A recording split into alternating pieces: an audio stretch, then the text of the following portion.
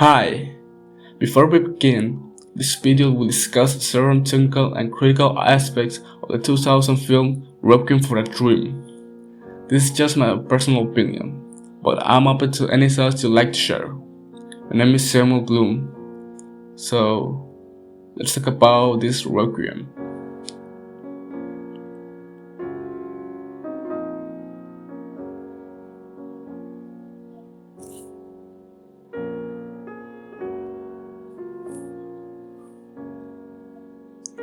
Requiem for a Dream, directed by Darren Aronofsky, is one of those rare films that leave an indelible mark on the viewer's psyche.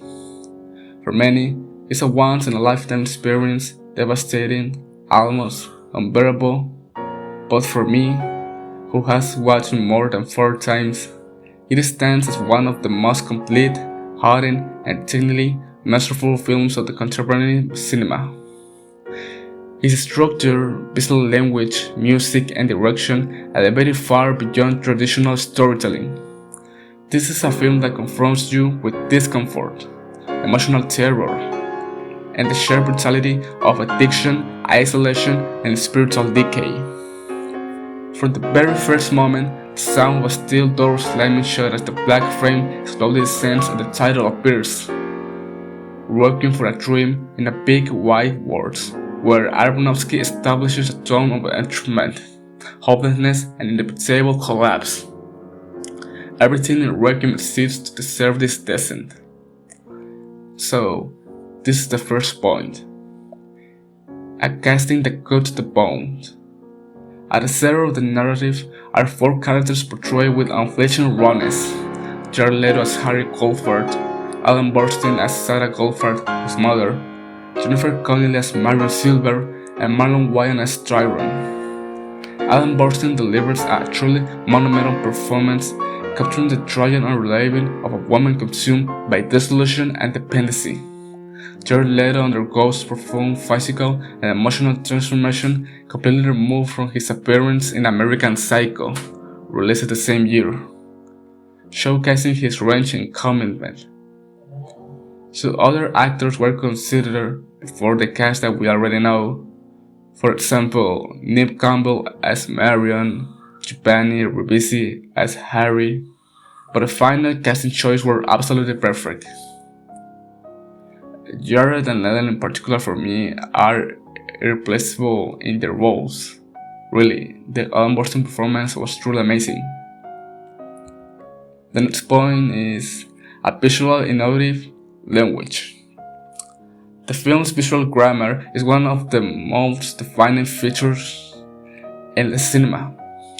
Aronofsky's signature use of hip-hop montage, those rapid-fire edits that condense complex action into seconds, the purple dilation, syringes, sweat, lighters clicking. It's a Merlin stylistic flair. It's a visual expression of the addict's short sense of time and perception. These fragmentary sequences induce claustrophobia, repetition, and a sense of suffocating routine. They are not decorative. They are the addiction itself.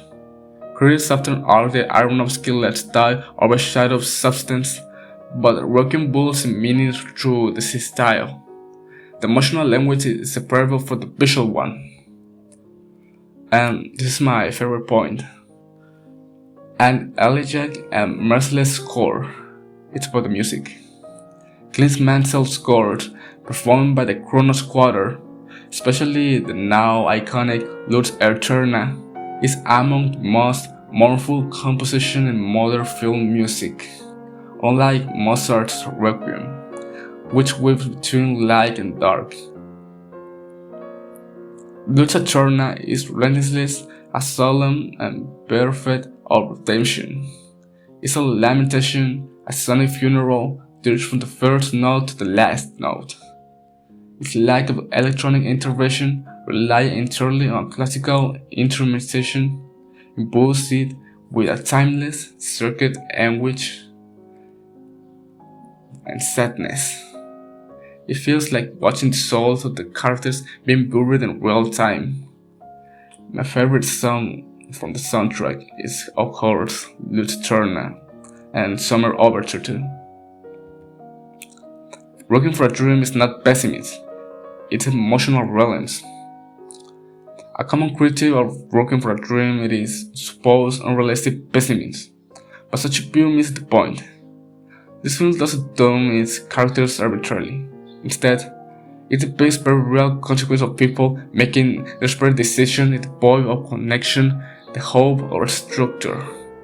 Their downfall isn't tragical, it's purely logical. Requiem isn't here to console you, man. It's here to confront you. It doesn't glorify pain, it exposes it. Another accusation often leveled at Aronofsky is that he romanticizes suffering in this movie. But Requiem not about the aesthetics of pain. There is no seduction in watching Sarah dissolve into psychosis or Marion sell her dignity. Their scenes are not stylish fantasies. They are horror. Pure, human, internal horror. This isn't a film about the beauty of collapse. It's about the absolute horror of being human and stay alone in your need. It doesn't.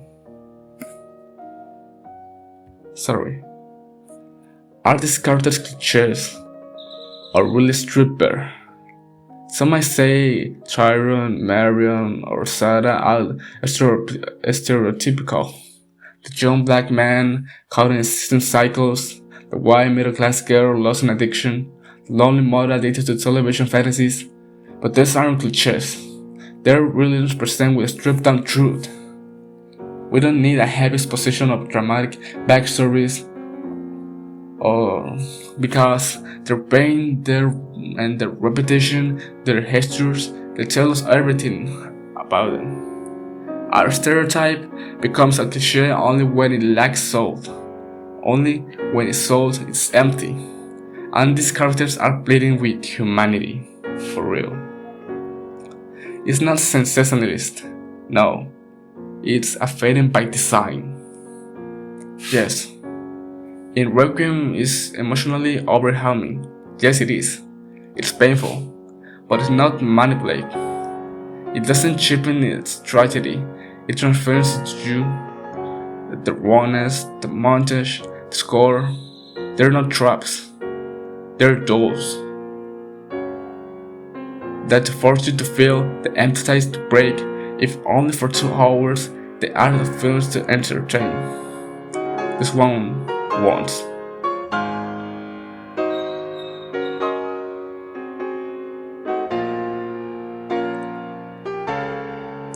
So, to conclude, I'll give the following conclusion of this movie.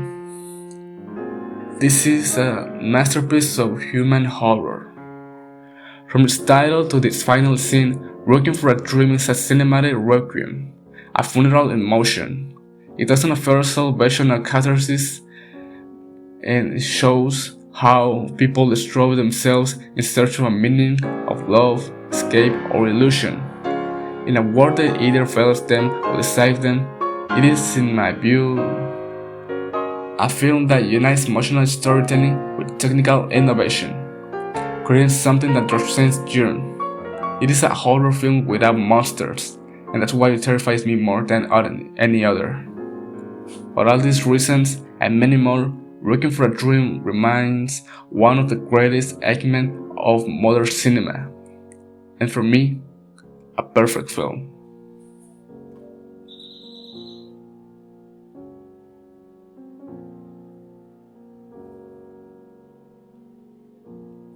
Thanks to everyone who stayed until the end. I'll keep making more, simply because I enjoy sharing that what I think about the good old movies. So, thanks and take care.